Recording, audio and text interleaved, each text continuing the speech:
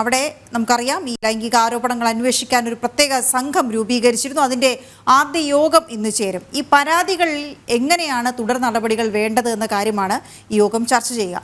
അതേസമയം ഈ ലൈംഗിക ആരോപണങ്ങളിൽ കേസെടുക്കാതിരുന്ന സർക്കാരിന് മുന്നിൽ പരാതി എത്തിയതോടെ സർക്കാർ വെട്ടിലാവുകയും ചെയ്തു. ചലച്ചിത്ര അക്കാദമി ചെയർമാൻ രഞ്ജിത്തിനെതിരെ ബംഗാളി നടി പരാതി നൽകിയതോടെ പോലീസും ആശയക്കുഴപ്പത്തിലാണ്.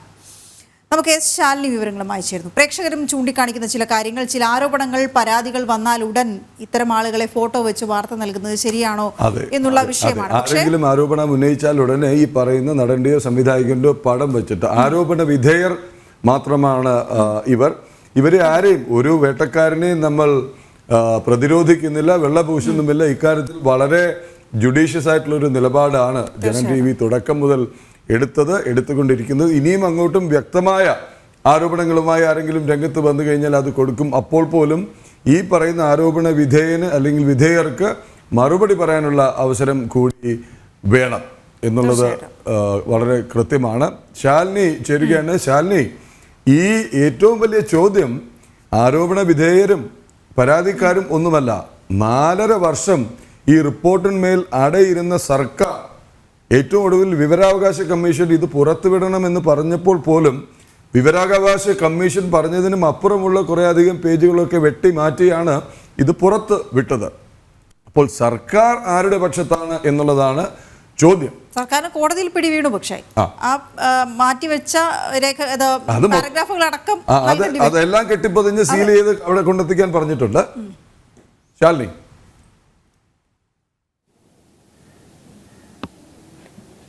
പ്രദീപ് പിള്ള വീണ സൂചിപ്പിച്ചതുപോലെ തന്നെയാണ് 4.5 വർഷമാണ് ഹേമ കമ്മിറ്റി റിപ്പോർട്ട് സർക്കാരിന് മുൻപിൽ ഉണ്ടായിരുന്നത്. മുൻ സാംസ്കാരിക മന്ത്രി അടക്കമുള്ളവരുടെ കൈകളിൽ ഇത് കൃത്യമായി എത്തിയിരുന്നു. അതിന്റെ റെക്കമെൻഡേഷൻ അടക്കമുള്ള കാര്യങ്ങൾ ഹേമ കമ്മിറ്റി നൽകുകയും ചെയ്തിരുന്നു. പക്ഷെ അതൊന്നും തന്നെ 4.5 വർഷത്തിനകം നടപ്പാക്കുകയോ റിപ്പോർട്ട് പുറത്തുവിടാനോ സർക്കാർ തയ്യാറായിരുന്നില്ല എന്നുള്ളതാണ് ഏറ്റവും ശ്രദ്ധേയമായിട്ടുള്ളത്. അങ്ങനെ നടപ്പാക്കിയിരുന്നു എങ്കിൽ ഒരുപക്ഷെ ഒരു സിനിമാ നയമൊക്കെ നേരത്തെ തന്നെ ഈ സംസ്ഥാനത്ത് രൂപീകൃതമാകും എന്നുള്ളതാണ് പലരും ചൂണ്ടിക്കാട്ടുകയും ചെയ്യുന്നത്. ഈ വിഷയത്തിലാണ് ഇപ്പോൾ വലിയ രീതിയിലുള്ള വിവാദങ്ങളിലേക്കും സർക്കാർ പ്രതിരോധത്തിലാകുന്ന സാഹചര്യത്തിലേക്കും എത്തിയിട്ടുള്ളത്. 4.5 വർഷങ്ങൾക്ക് ശേഷം ഈ റിപ്പോർട്ട് പുറത്തു വരുമ്പോൾ വിവരാവകാശ കമ്മീഷൻ അടക്കം ചൂണ്ടിക്കാട്ടിയ രഹസ്യ സ്വഭാവമുള്ള അല്ലെങ്കിൽ വ്യക്തിപരമായിട്ടുള്ള വിവരങ്ങൾ രേഖപ്പെടുത്തുന്ന ഭാഗങ്ങൾ മാത്രം ഒഴിവാക്കി മറ്റുള്ളവ പുറത്തുവിടാം എന്നുള്ളതായിരുന്നു കമ്മീഷൻ പറഞ്ഞത്. പക്ഷേ അതിനപ്പുറം പല പേരുകളും മറച്ചു വെച്ചുകൊണ്ട് അല്ലെങ്കിൽ പല പാരഗ്രാഫുകളും മറച്ചു വെച്ചുകൊണ്ടാണ് ആ റിപ്പോർട്ട് പുറത്തേക്ക് വരികയും ചെയ്തിട്ടുള്ളത്. എന്തായാലും ആ റിപ്പോർട്ട് പുറത്തു വന്നതിന് ശേഷം സിനിമാ മേഖല ആടി ഉലഞ്ഞിട്ടുണ്ട്. സർക്കാർ വലിയ രീതിയിൽ പ്രതിരോധത്തിലായിട്ടുണ്ട്. ചില മന്ത്രിമാരുടെ പേരുകൾ അടക്കം ചില വിവാദങ്ങളിലും പരാമർശങ്ങളിലും എത്തിയതോടുകൂടി തന്നെ സർക്കാരിനെ സംബന്ധിച്ചിടത്തോളം അത് വലിയ രീതിയിലുള്ള ആശയക്കുഴപ്പത്തിലേക്ക് കാര്യങ്ങൾ എത്തിച്ചിരുന്നു. ആ ഒരു സാഹചര്യത്തിൽ കൂടിയാണ് ചലച്ചിത്ര അക്കാദമി ചെയർമാൻ അടക്കമുള്ളവരുടെ രാജിയിലേക്ക് കാര്യങ്ങൾ കടക്കുന്നത്. ആ രാജി വാങ്ങിക്കൊണ്ട് മുഖം രക്ഷിക്കാനൊരു നടപടി സർക്കാരിന്റെ ഭാഗത്തു നിന്നുണ്ടായിരുന്നു എന്നുള്ളതാണ് സർക്കാർ വൃത്തങ്ങൾ തന്നെ വ്യക്തമാക്കുകയും ചെയ്തിട്ടുള്ളത്. എന്തായാലും ആ രാജിക്ക് പിന്നാലെ വലിയ രീതിയിലുള്ള പൊട്ടിത്തെറിയിലേക്കാണ് സംസ്ഥാന സർക്കാരും സിനിമാ മേഖലയും പോയിട്ടുള്ളത് എന്നുള്ളതാണ്. ആരോപണ വിധേയർ ഒരു ഭാഗത്ത് നിൽക്കുന്നു.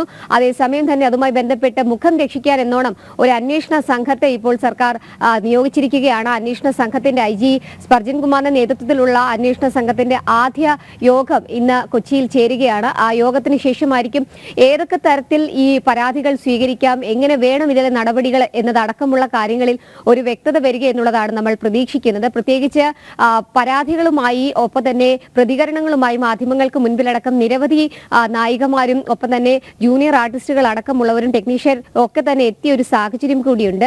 ഇവരിൽ നിന്ന് നേരിട്ട് മൊഴി എടുക്കണമോ അതോ രേഖാമൂലം പരാതി ലഭ്യമായാൽ മാത്രം നടപടി മതിയോ എന്ന കാര്യത്തിലായിരിക്കും ഇനി ഒരു വ്യക്തത വരേണ്ടതായിട്ടുള്ളത്. എന്തായാലും ബംഗാളി നടി ശ്രീലേഖ മിത്ര അടക്കമുള്ളവർ പരാതിയുമായി രംഗത്തെത്തിയ സാഹചര്യമുണ്ട്. കൊച്ചി പോലീസിന് സിറ്റി പോലീസിന് പരാതി നൽകിയ സാഹചര്യം, ചലച്ചിത്ര അക്കാദമി മുൻ ചെയർമാനെതിരെ പരാതി വന്ന സാഹചര്യത്തിൽ ആ കേസ് അന്വേഷണം ഏത് തലത്തിലേക്ക് കൊണ്ടുപോകണം, ശ്രീലേഖ മിത്രയെ നേരിട്ട് വരുത്തിക്കൊണ്ട് മൊഴിയെടുക്കുന്നത് അടക്കമുള്ള നടപടികളിലേക്ക് കടക്കുമോ എന്നതടക്കമുള്ള കാര്യങ്ങളാണ് നമ്മൾ ഇപ്പോൾ ഉറ്റുനോക്കുന്നത്. അത് മാത്രമല്ല ആ സമയം തന്നെ വലിയ രീതിയിലുള്ള രാഷ്ട്രീയ വിവാദങ്ങൾക്ക് കൂടി സംഭവങ്ങൾ തുടക്കമാവുകയും ചെയ്തിട്ടുണ്ട്. MLA കൂടിയായിട്ടുള്ള മുകേഷ് അടക്കമുള്ളവർക്കെതിരെ ഇത്തരത്തിൽ ആരോപണം ഉന്നയിച്ചതോടുകൂടി അല്ലെങ്കിൽ ആരോപണം വന്നൊരു സാഹചര്യത്തിൽ സർക്കാരും CPM-ഉം കടുത്ത പ്രതിരോധത്തിലാണ് എന്നുള്ളതിൽ സംശയമില്ല. മുഖം രക്ഷിക്കാനുള്ള നടപടികൾ സർക്കാർ നടത്തുന്നു.